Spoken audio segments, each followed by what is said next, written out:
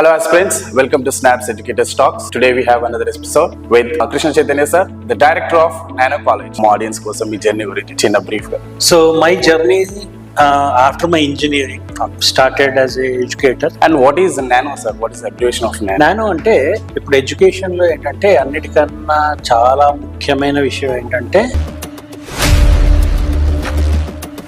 And కర్నూలులో nano college start చేశారు కదా సార్. సో చాలా వరకు పేరెంట్స్ ఉన్న క్వశ్చన్ ఏంటి అంటే ఐఐటి, నీట్, జేఈ లాంటి కాలేజెస్ చాలా ఉన్నాయి కర్నూలులో కావచ్చు, కర్నూలు జిల్లాలో కావచ్చు. ఎందుకు నానో కాలేజే జాయిన్ చేయాలి? సో కర్నూలు జిల్లాలో కాలేజీల గురించి మీరు ఎప్పుడైతే మాట్లాడుతున్నారో